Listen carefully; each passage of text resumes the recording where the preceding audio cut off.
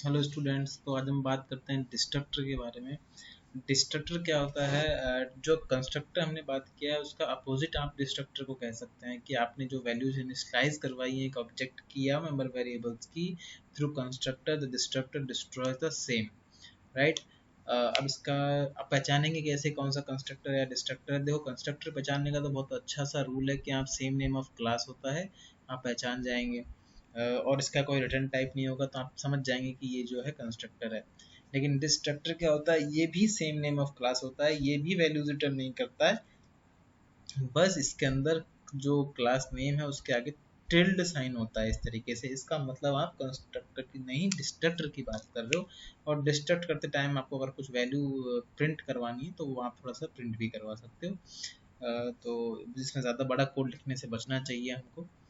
इसका फॉर्मेट जो है वो इस तरीके से होता है। क्लास है, क्लास बनाई आपने, फिर एक कंस्ट्रक्टर बनाया और फिर आपने ये डिस्ट्रक्टर बनाया। तो इस कंस्ट्रक्टर ने जो वैल्यूज इनिशियलाइज की होंगी उनको ये डिस्ट्रक्ट कर देता है। तो ये इसका एक ज़्यादा बड़ा टॉपिक नहीं है डिस्ट्रक्टर। तो ये काम करता है। डिस्ट्रक्टर क्या करता है, इसके यूजेस इसमें लिखे हुए हैं।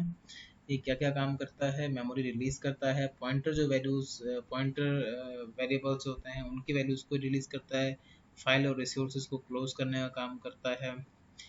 वैसे तो डिफ़ॉल्ट कंस्ट्रक्टर हमेशा कॉल करता ही है आपका C plus plus compiler, but हमको अगर खुद से कंपाइल करवाना है या खुद से डायनेमिकली वैल्यूज़ को हमने अलोकेट किया हुआ है पॉइंटर वेरिएबल्स की, तो उस केस में वो कई बार जो है वैल्यूज़ को डी एसोसिएट नहीं करता है, उसके लिए हमको डिस्ट्रक्टर कॉल करना पड़ता है, ठीक है।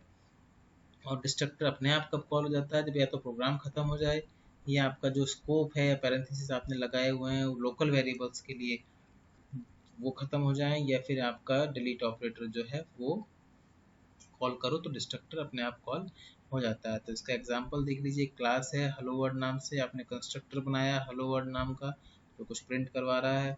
फिर आपने डिस्ट्रक्टर बनाया, इसमें आपने सी आउट करा दिया डिस्ट्रक्टर इज कॉल्ड, ताकि आपको पता चल जाए कि डिस्ट्रक्टर आपका काम कर रहा है, ठीक है। मेंबर फंक्शन है डिस्प्ले का हेलो वर्ल्ड का। फिर हमने main function main class function बनाया है, इसके अंदर हमने एक ऑब्जेक्ट बनाया ओबीजे नाम से हेलो वर्ल्ड क्लास का। फिर मेंबर फंक्शन को कॉल किया ओबीजे डॉट डिस्प्ले। तो जैसे ही ऑब्जेक्ट बनाया वैसे ही कंस्ट्रक्टर कॉल होना चाहिए। तो देखो कंस्ट्रक्टर इज कॉल्ड आ रहा है आउटपुट में, इसका मतलब ऊपर जो कंस्ट्रक्टर वाला फंक्शन है वो कॉल हुआ था।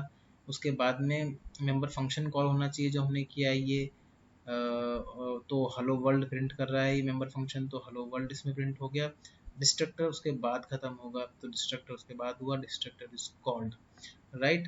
तो इस तरीके से डिस्ट्रक्टर काम होता है। आपको टिल्ड साइन लगाना है। ए मोर देन वन डिस्ट्रक्टर एक क्लास में नहीं हो सकते हैं, ठीक है। Unlike constructors that can have parameters, destructor कभी कोई पैरामीटर नहीं लेता है, ठीक है। ये ध्यान रखना है आपको, ये डिफरेंस है। कोई रिटर्न टाइप नहीं होता, ये तो कंस्ट्रक्टर की तरह ही है, बट ये डिस्ट्रक्टर कोई आर्ग्यूमेंट भी नहीं लेता है। ये आपको थोड़ा सा ध्यान रखना है, ठीक है। बाकी ये एग्जांपल सेम अलाइक है। रेक्टेंगल है, लेंथ और विड्थ की हमने लिया हुआ है। एक क्लास है, देखिए रेक्टेंगल नाम से एक क्लास है, इसमें लेंथ और ब्रेथ दो चीज़ें हैं।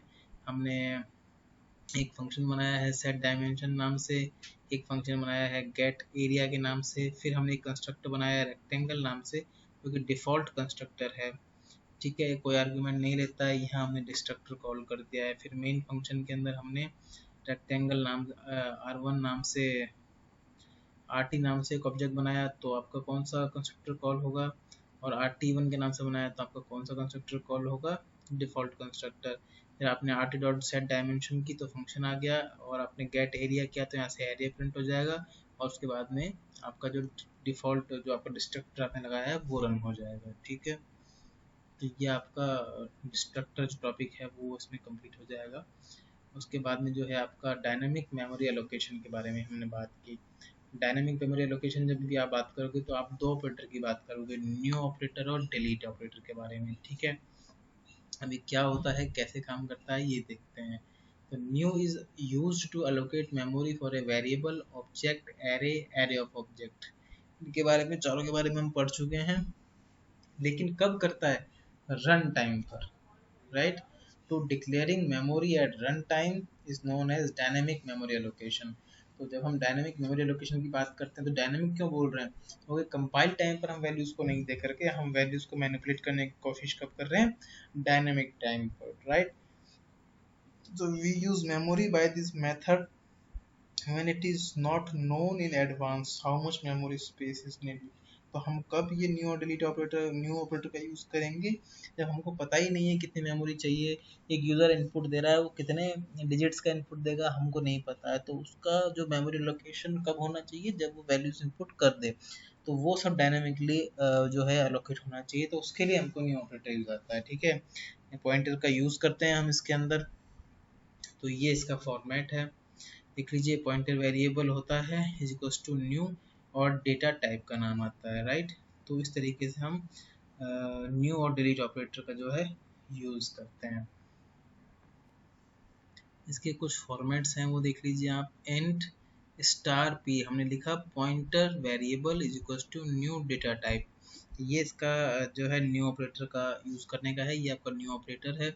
ये किसको मेमोरी एलोकेट करेगा, पी को करेगा, और कब करेगा, डायनेमिकली एलोकेट करेगा। Int star P is equals to new int. इसको एक और तरीके से आप इंट में वैल्यूज़ को भी आप यहाँ से पास कर सकते हैं, ठीक है। आप फ्लोट में किया तो न्यू फ्लोट, इस तरीके से आप वैल्यूज़ पास कर सकते हो। तो आप चाहें जिस तरीके से काम इसमें कर सकते हैं। जैसे इंट एक्स लिया, सी इन किया आपने, यूज़र से मांगा एक्स, फिर उसने जो एक्स है उसको आपने पास किया यहाँ, और उसको आपने किस में डाल दिया, पॉइंटर वेरिएबल के अंदर, ठीक है। और पॉइंटर वेरिएबल का टाइप क्या है, इंटीजर है, तो इसमें इंटीजर चला जाएगा। तो ये कब डालेगा, आप एक्स की वैल्यू आपको पता नहीं है कितनी डालने वाला है यूज़र, तो ये आपका जो है डायनेमिकली डिसाइड हो जाएगा, राइट। तो इस तरीके से जो है आपका वो चलता है। अगर आपको कॉम्प्लेक्स नंबर है तो उसका भी टाइप इस तरीके से डाल सकते हैं, complex star P T R equals to new complex. तो आपका जो रेफरेंस पॉइंटर है, जो पॉइंटर वेरिएबल है, उसका नाम तो पी टी आर है, और बाकी इसका टाइप क्या है, कॉम्प्लेक्स है। तो ये यूज़र डिफाइंड डेटा टाइप हो गया। और आप इसको क्लास के टाइप का भी बना सकते हैं। तो इस तरीके से न्यू वेरिएबल होता है, ये चीज़ों को डायनेमिकली वैल्यू एलोकेट करने के काम में आता है। जैसे देखिए आपने बनाया ऐड इंक्लूड राउट स्ट्रीम मेन फंक्शन बनाया, आपने इसमें एज नाम से पॉइंट वेरिएबल लिया है, और आप ये फॉर्मेट है अपना यूज़ करने का। अब आप इसको चाहें तो इस तरीके से भी int star as equals to new int 5 भी आप इसमें बाय डिफ़ॉल्ट पास कर सकते थे। एक कैरेक्टर ले लिया हमने जेंडर के लिए, और इस तरीके से ले लिया। अब आप चाहें तो स्टार एज को इक्वल्स टू 0 आप करवा सकते हैं, बट कोई नेसेसरी नहीं है। बट ये गुड प्रोग्रामिंग हैबिट है, तो यूज़ करना चाहिए। इनिशियलाइज़ करवा देना चाहिए पॉइंटर वेरिएबल्स को। जेंडर में आपने किससे इनिशियलाइज़ करा दिया, एम से करा दिया। अब सी आउट आपने पूछा एंटर एज, यूज़र ने एज डाली, कितनी भी डाल सकता है यूज़र एज। अब आप चाहेंगे तो अब ये एज डल गई है, तो अब आप सी आउट में एज को प्रिंट करवा सकते हैं स्टार एज करके, और जेंडर को प्रिंट करवा सकते हैं स्टार जेंडर करके। तो इस तरीके से ये न्यू ऑपरेटर हो गया। अब ये ध्यान रखना है आपको, आप ये कह सकते हैं कि सर अब तो जो ये वैल्यूज़ जो इनिशियलाइज हुई थी ये अपने आप डिस्ट्रक्टर हटा देगा, लेकिन ऐसा नहीं होता है। जो पॉइंटर वेरिएबल्स के थ्रू वैल्यूज़ इनिशियलाइज करवाते हैं आप न्यू ऑपरेटर के थ्रू, वो डिलीट ऑपरेटर ही डीएलोकेट करता है, अदरवाइज वो रह जाती हैं सिस्टम के अंदर, राइट। तो उसके लिए हम डिलीट ऑपरेटर यूज़ करते हैं। तो ये डिलीट ऑपरेटर हम कब यूज़ करेंगे, जब आपका न्यू ऑपरेटर के थ्रू आप मेमोरी लोकेट करवाओगे।